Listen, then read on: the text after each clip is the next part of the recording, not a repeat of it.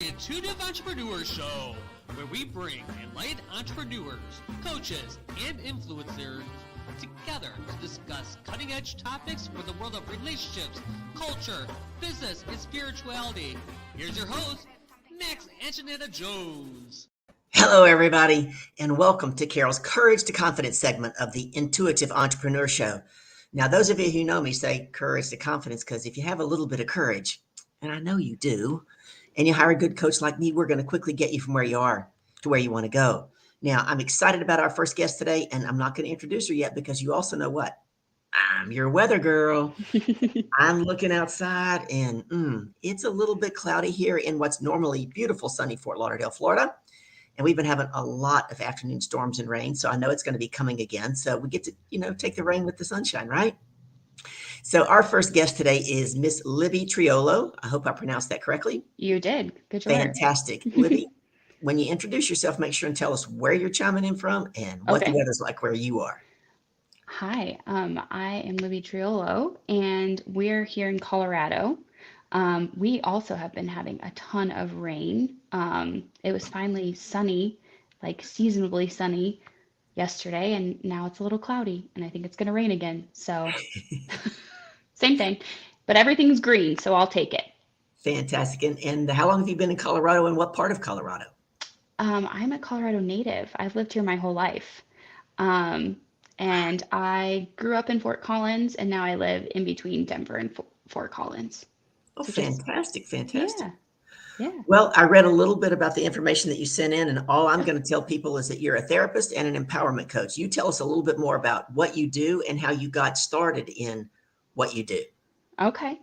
So I started as a therapist. I went to grad school, did that whole thing, and I started in community mental health, which was a great experience. I think it throws you right into the lion's den out of grad school and gives you all the fun experiences. And then I moved into being a school-based professional, so working with kiddos and doing collaborations with teachers and parents. And then I had my son and decided to make the jump to full-blown private practice to have the flexibility and make my own schedule. And I've been doing private practice for full-time for a little over a year, and then I had a private practice on the side. And I work with kids, adults, couples, families, kind of run the gambit. And then I just recently got into coaching. So that's kind of new to me, but they are very, very similar worlds, therapy and coaching. And so it's been kind of fun. It's been nice to be able to be a little bit more myself as a coach, a little less of that mystique that comes with being a therapist and the self-disclosure piece. And it's been nice to kind of broaden my audience and who I can help without having the insurances and medical diagnoses kind of hanging over your head. So I do both awesome. Now, but yeah. So when I've been asked this question before, when they say, Carol, what's the difference between a therapist and a coach? This is what I say. I'm going to tell you what I say, and then I'd like to hear what you say. Sure. What I say is a therapist typically goes back, whether it's all the way to your childhood or whatever it takes to get you back to those emotional wounds and helps you heal to move you forward. And a coach takes you where you are right now and moves you forward to where you want to go. What are your thoughts? Yeah, I think that that's a very good definition, right? And to separate the worlds that are very entwined. For me, I think a coach can go back, right? You kind of have to know where you were and where you are to know where you're going. But for me, I think the definition is very much more in kind of the approach. So, right, like a therapist, for me to be seeing you and charging your insurance, you have to meet medical necessity, right? And so you have to have a diagnosable mental health condition. And coaching for me feels much more, you can be situational, right? And it is about how is this impacting you right now and where do you want to go in the future? So that's kind of how I differentiate it in terms of how I decide who I'm working with and if they're a good fit for therapy or if coaching is a better fit for them. So do you find it hard not to be a therapist sometimes when you're actually in a coaching situation? Um, What's the challenge there? I think I think it's actually more difficult the reverse. It's a little bit Okay. more difficult to not be like a coach Okay. in a therapy situation, right? Because the parameters around therapy are much more, like self-disclosure and those kinds of things kind of stay out. Like you kind of take the human experience a little bit out of therapy, even though it's a very human interaction. Okay. So it's all about the client. And not to say that coaching is not about the client, but I think there's more connection that can be driven between a coach and a client because there's a little more reciprocity in Mm. that versus like a therapist and a client. I think it's sometimes easier to fall into like, man, I'd really like to give them like a little bit more direct advice in this situation. And that's not usually Not a appropriate in a therapist. therapeutic. Yeah. So I think the opposite is harder, honestly, to not be more coaching in a therapy session for Fascinating. sure. So Yeah. what one thing compelled you to go into therapy in the first place? I always knew I wanted to do something with other people. I'm not one of those that like I can sit in front of a computer and do the thing and be by myself. Like I'm a very social person. So I knew I wanted to do something social oriented. Um, and I think for me, I initially wanted to go to law school and help people, you too, and help people that way. And then I realized like I can't cripple myself with hundreds of thousands of dollars of debt to do the type of law work that I want to do, which was much more like family law and supporting people versus like corporate law where you can, Yep. justify the means of the cost of law school. Um, so then I was like, well, I was a psych major in college, and I loved it. I loved kind of the idea of studying human, you know, norms and patterns and that kind of thing. So I kind of just kind of stumbled into it and then fell in love Mm. really in grad school when I did the typical grad experience where you sit in a room and there's a one-way mirror and people are watching you do therapy with other people and there's like a phone and they call you in to give you suggestions because you're, a student and you're learning. And it was really crazy and awesome. When I went to, I'm obviously quite a bit older than you, Hmm. but when I was in college, I wanted to major in psychology as well. Hmm. Now, I happened to be at my favorite place in the world, LSU. I'm an LSU Fighting Tiger. Okay. Yes, they're playing again in the World Series tonight. They won last night.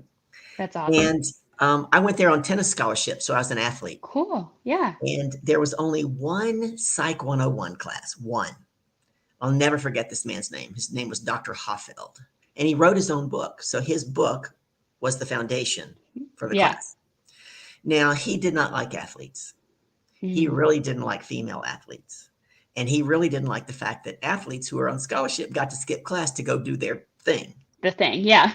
So I remember coming in one day and he looks at me and he hands me my paper or something and he goes, "You might as well go ahead and drop this class."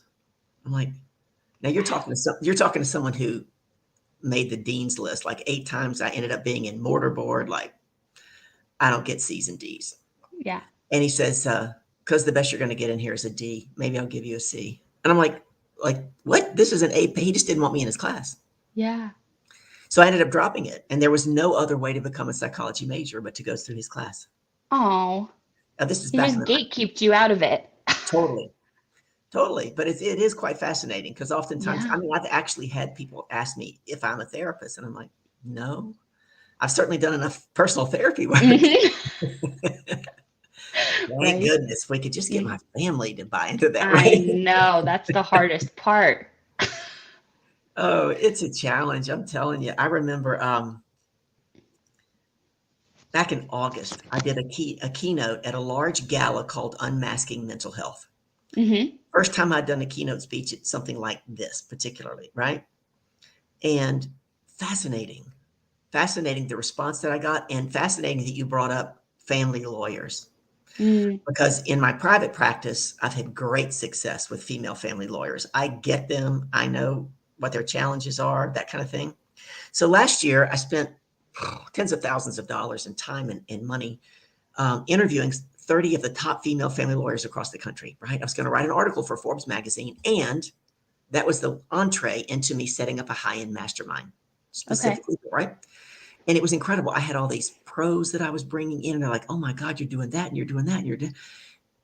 Not a single one of them wanted to invest. None. It wouldn't, Yeah. regardless of what the investment was, it was mind-boggling. So as soon as I drop it, I'm like, I got to get back to growing my business. I'm spending. Guess what happens? All these female family lawyers start popping in. So there I was giving this talk at Unmasking Mental Health. I come off the stage and this lady's like, "Come here, come here, come here." I'm telling you this for a reason because I want you to address Yeah. it. So she goes, "Come here," and I squat down and I'm like, "What?" She goes, "You got to come teach this to my people." Who are your people? Well, we have so many of them committing suicide and getting addicted. Well, who are your people? Turns out she's a big muckety muck on the Florida bar and she's a female family lawyer. Oh my gosh. Like, what are the odds? Yeah. All of a sudden.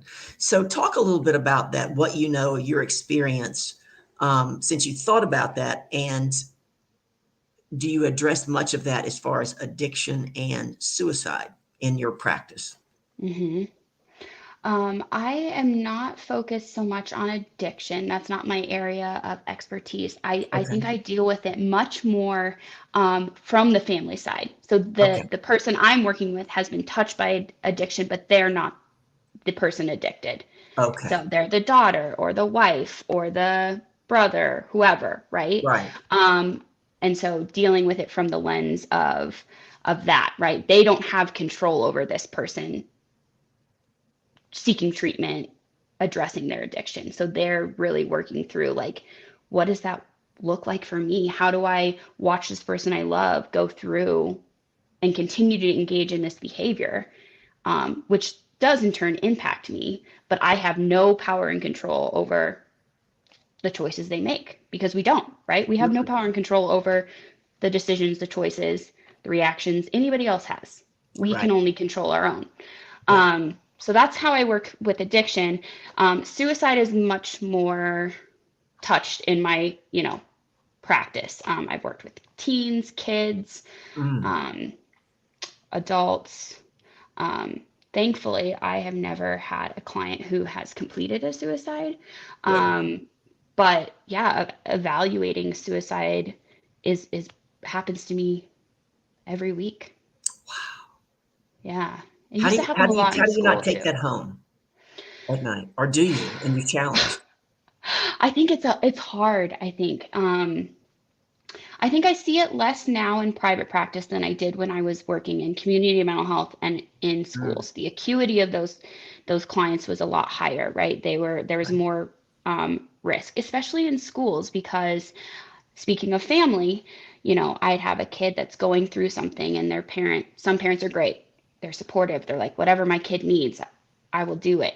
And then you have some parents that are, kind of invalidate and deny the experience of their child, which then in Mm. turn creates bigger feelings and issues for that child who's struggling. And so I would experience that much more in those roles versus private practice. Private practice, you're getting people that want to be there. It's a lot like coaching, right? Like if I'm Yes. coming, I'm invested, I Oh, want to yeah. come. Schools, community mental health is a little bit, um, sometimes you get less buy-in. And so evaluating that suicide and, I had a kiddo that I had to evaluate like 3 times in one school year and had Mm. to have the, ambulance come get them and take them to the hospital, and they ended up staying in a program. So it really is having, like, you have to have boundaries, right? Like, what am I doing? You have to be connected to your emotional experience, right? And validating that emotional experience, Right. not repressing it, because you repress those feelings, they are going to come out in much uglier ways at home. So in your coaching practice now, hmm tell me who your ideal client is. So my ideal client is honestly an older version of myself. I have found that in my private practice and therapy work that a lot of women struggle with people-pleasing behaviors. And it's impacting all areas of their life, right? Like their relationships, their self-worth and self-esteem, and also whether they decide to pursue opportunities or not. It's so dictated by what other people think and what other people expect. And then it creates this cycle of resentment and self-judgment, and people get really stuck. So I've noticed that in my private practice. That's not what had brought people to me, but through the course of therapy, that's like a very underlying need that they're experiencing. And so I personally struggled with people-pleasing behaviors for like all my 20s, right? And I kind of clawed my way out of that. I therapized myself, which was an interesting thing to do. But my ideal client is a woman who's struggling with people pleasing and is ready to break that cycle, is ready to shed the expectations of everybody else and live a more authentic, fulfilled, self-driven life, which will in turn create more connection and fulfillment in their relationships. People pleasing often looks good on the surface, right? Everybody's happy with me and all these things are going really well. Yeah. And underneath, it's like a huge storm of anger and resentment and disconnection. And really, you're going to find the relationships that are meant to be for you when you are your true and authentic self. And that means not saying yes to everything and everyone. When you really mean no, right? When you really mean no. Yeah, sometimes you obviously want to do those things, right? But if it's not in alignment with what you personally are feeling and wanting, then that's when those feelings of resentment start to come and that anger and that disconnection. So my ideal client is that. You and I could probably collaborate and do something together. It sounds like I'd love to. We do similar things, but we do them differently. Like one of the things I went to the big legal aid event here in South Florida, right? There 800 people in the room, mainly attorneys and judges. And it was honoring the people who do a lot of pro bono work, right? In the underprivileged communities. So one of the ladies sitting at my table, I've known her for several years. We used to actually share office space together back in 2018 and 19. And it was really quite just fascinating to hear her. I hadn't seen her since COVID. She comes up and gives me this big old hug and everybody's standing around. She looked at her friend. She goes, let me tell you something. She had her arm around my shoulder. Let me tell you something I learned from Carol Boston that I've never forgotten. And I had no idea what she was. You're like, what is she going to say? She looked at me and she looked at me. She looked at her friend and she goes, no is a complete sentence. Mm-hmm. Right? It's a powerful thing that I help my clients with, because you're right. And women who find themselves in that situation do what? They always want to tell a story. Yeah. Right? We get to tell a story because we think, A, we're going to help them not feel bad, which we can't control, like you said, how they feel. Right. And B, or we're not going to feel as bad, right? Because, and it's so true. And it's a vicious cycle. And I find that those same women, those are the ones, when you mention resentment, excuse me, they're the ones that don't ever ask for what they want. They just think everybody else should know. Right. Talk about that. Yeah. Yeah. I think what comes with this resentment, when it's like, so much resentment comes in relationships from unmet expectations, but people can't meet your expectations if they don't know what you're needing or what you want. Exactly. And I think people who are people pleasers, who are saying yes to everyone, right? They start to get upset and have that resentment because they're like, well, I do this for them. Why can't they see I need this? Right? Yes. And truly, it's because you're projecting, as a people pleaser, you're projecting that you have it all together, that you don't need help with things, right? You've repressed all your emotions. You're not displaying outwardly how you feel inwardly. And so people are just like, oh, Libby's fine. Libby doesn't need any help. Libby's superwoman. She's got it all together. She's good, right? She's always okay. That was my experience when I started to let go of my own people pleasing. Was like, people are like, I had no idea. I'm like, yeah, that was the point. I was amazing at masking it. Yep. I didn't let you in. I remember this is back in 19, when was this? 86, maybe 80, 87. And I was going through a divorce. And my best friend and I she was, had asked me to come up to Northwestern State University to help her start a tennis team up there. So I'm up there, we're walking across campus. She said, "How you doing?" I said, "I'm fine." No, I said, Mm. I said, "I'm fine." She goes, "No, you're not. You're going through a divorce." I said, "I'm fine." And this goes on for 2 or 3 times. And she finally says, "Da da da something." And I go, "I am always okay." Mm. Right. That was my pat response. I was Mhm. always okay. Mhm. That lasted a lot of years till I got into therapy. Yeah. Yeah. Because we just shield that, right? Because that requires us to be vulnerable, right? And not a lot of people are ready to do that or willing to do it on a regular basis. I think I would be willing, except that I'm challenged in the sense that I haven't really cried in decades, literally Mm. decades. Mhm.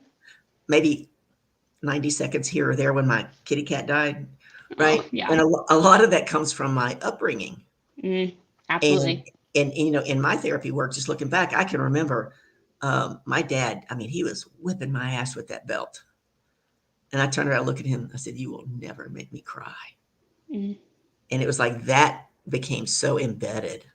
It's how you took back the power, right? Exactly. I mean, I would sit through the movie Brian's song, Oh, and Jesus. my brothers would be over there crying, and I'd be sitting there just stoic. I'm like, "You No, are because I no can't way." give that up to someone. Right.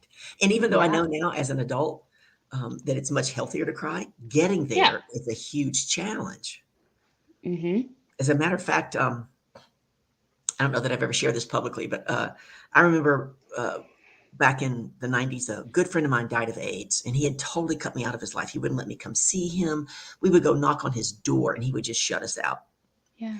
And so when he passed away, I was very sad, and I was sitting on the floor in front of the couch, and I was crying. And my girlfriend at the time comes in from work and sits behind me on the couch and puts her hands on my shoulders, right? Mhm. And as soon as she touched me, I stopped crying Mm. immediately. And I Mhm. began to pay attention to that. And what Mm. was interesting was in therapy is that in doing the work, like you good therapists do, right? You take us back to our childhood. Mhm. My mother's mother was my favorite relative, and Mm. she lived in New Mexico. We lived in Texas or Louisiana at the time, and she would come to visit, and we would take her back excuse me, we would take her to the airport to go back, Mhm. and I would start to cry, and my Mm. dad would put his thumb on my shoulder and press down and say, "You do not need to cry. You will see her Mm. again." And I learned that if somebody touches me, that's it. Shut it off. I'm immediately out of my feelings. Yeah. Yeah, it's amazing how much trauma In we can experience and carry with us and never even know. and it's just so stored, right? It's stored in your body. It's stored in the deep recesses of your brain, like things you don't even think about. Right. And that's a huge part too, right? Like that contributes to so many limiting beliefs that we hold as adults, right? Is like what we saw modeled and then the idea and how we see and interpret emotions, right? Emotions in a lot of households, whether parents are meaning to or not, get invalidated. Yes. You're fine. Stop crying. There's no reason for that, right? Instead of holding that space with your kid and saying, yeah, I can really see that you're upset right now, right? Let And it out. giving that letting out because repressed emotions are just, ugh, ugh. I They remember will come out. they do, don't they? They will come out. Yep. When you least want them to. In much uglier ways. Yep. I remember my nephew when he was growing up. I would take a week's vacation, and then eventually they had my niece. But I would take a week's vacation from work, and I would go babysit, right? And so my little Yeah. brother and his wife could go on vacation. So this particular time, I wasn't babysitting. I had just gone to visit, and we were off. We were at the golf course. He was a great little golfer, and we got in the car in the truck, my little brother's pickup truck, and we were on the way to Walmart. And my little brother said to me, "So what time does your plane leave tomorrow?" And I told him. And we get to Walmart, and all of a sudden, Drew, my nephew, has a headache. Like Mm. he has a headache. And he can't tell us it's because he doesn't want me to go home and he's upset. He has a headache. So Mhm. my little brother says, "Don't worry, son. We'll get you something as soon as we get home." And we go to Walmart, and I don't know, he gets him a child's Tylenol or Advil or whatever it was back then. And he went off into his bedroom. And I went off into his bedroom to see him, and he followed me out, and he sat in my lap and this kid was 10 years old. No, he was Yeah. 8. He puts his head on my shoulder and he's crying, finally telling me for the first time that he doesn't want me to leave. And my little brother was going back and forth, setting up the barbecue grill. And finally, my little brother comes in and he's just fed up. Like, my family does not talk about emotions except for Carol. Mm-hmm. And he said, "Son, you cried enough." And I remember being so angry. I yelled at him. I'm like, "You're not in his skin. You don't know how he feels. How dare you tell him to stop feeling his feelings?" This is after years of Yeah. therapy, right? Right. Yeah. And so what was interesting, I said, "Come on, Drew." We went back to his bedroom and he laid his head on my chest and I said, "What's really going on?" And he said, "Can you come back more often?" I'm in Florida and they were in Louisiana. Okay. And I said, "Well, it's hard, I have a full-time job, blah, blah, blah." And so I said, "What if we set up a plan with your dad that I called you every Sunday at 5:00 and we chatted? Would that help you?" He goes, "Oh, absolutely." So we set up this plan, right? Yeah. So this goes really, really well for, I don't know, like maybe 3 months. And then there was this one particular Sunday, I got invited to some barbecue party or whatever, and I missed the time. Mm-hmm. Now I'm thinking this is going to be a great teaching opportunity for little Drew. My little brother answers the phone. He is pissed off at me. "How dare you not keep your word to Drew? Now he blah, blah, blah, blah, blah, blah." I said, "Did he tell you he thought that?" Yeah. "No, let me talk to him." I said, "Perhaps Yeah. this is a great time for Drew to learn that I'm human. I'm not perfect. People Right. make mistakes." Yeah. And he gets on the phone and he wasn't nearly as phased as my little brother was. Yep. Like this whole thing. We could talk for hours. You and I could talk for hours. Oh my gosh. We could. We'll have to definitely get together outside of here Yeah. and I'd love to. talk about collaboration. But this is your chance to promote what you do, promote how people can work with you, get a hold of Okay. you, and we'll run your contact information across the screen. Sure, absolutely. So, for my coaching side, I am very much running I'm in beta for a course I've designed all about ending people pleasing for women. So, Okay. um, it's a 12-week course program, and as well as coaching services. So, I like to use a group coaching model. I think we get isolated and too siloed in life. And that's what I like about coaching versus therapy is you can be on your own journey, but know you're not alone. Mm, Um, and I think that that's really powerful. And I think that that's missing sometimes in yeah. therapy unless you're in kind of that group therapy setting. So in beta, I'm actually offering 50% off for the next 3 clients that want to join my program. And you can follow me on Facebook. I have a business page, Libby Triolo Coaching, or you can email me at libby@libbytriolocoaching.com. Um, Facebook Messenger, however you want to get in touch with me, but I'd love to support women. I also have a free Facebook group where I post trainings and pro tips on people pleasing and how to, kind of work through and end those behaviors. Just to give back. I think that's a big thing for me with the coaching is reaching more people, helping more Mm, people, right? for Um, sure. yeah. What's the name of your Facebook group? It is called Shedding Expectations, a women's guide to ending people pleasing. Okay. Um, and yeah, I really just want to help people understand how deep rooted these things are and how Right. much they're impacting you and holding you back from relationships that are meant for you, opportunities, careers, and just feeling more self-aligned and understanding that your worth is not tied to all these external factors. Oh my God. We could have a whole nother show on I that. know. whole We, whole we, show on we, that. we can hear my dad now. "Girl, don't you wish you'd stayed at AT&T? I think you were more Mm-hmm. successful then than you are now." Oh Thank yeah. you. Thank you, Dad. I love you too. Yes. Yes. Yeah, that Because idea of that. nobody in my family's ever owned their own business. Like he just can't get it that I'm not in corporate America. No. I'm not still at AT&T. I'm like, "Dad, that ended in the year 2000." He just cannot let go that this Same world thing is with my dad when I went into my work for myself. He's like, "Well, what about the stable paycheck?" And I'm like, "Yeah, I mean, I don't, that's not what I need anymore." right. Like, that's not what I want. That doesn't align with me anymore. But it's really hard for that generation to kind of let go of the idea that working for somebody else is stability. Yeah. They could get rid of me at a moment's notice. And they'll replace me the next day. So before your chair gets cold, right? yeah, exactly. So I get it. Oh my yeah. goodness. Libby, you have been an absolute pleasure. Listen, folks, Thank if you're here live, if you're watching this on #replay, please put #replay in the comments. Reach out to Libby. Maybe it's not you. Maybe you know someone else that you know does this exact behavior of people pleasing and you'd like to help them. Put them in touch with Libby. Come back next week. Next week. Oh yeah. I don't know who the guest is next week, but the first week of the month, remember, it gets to be all about Carol. We're going to talk about being the Queen of Reframe and dig in more on teaching and training on empowering questions, how to get the answers that you really want. Blessings to each and every one of you. Thank you, Libby, for being here. Come back next week where we're going to be Carol's Courage to Confidence segment of the Max and Janetta Jones Intuitive Entrepreneur Show. Until then, make it a great day.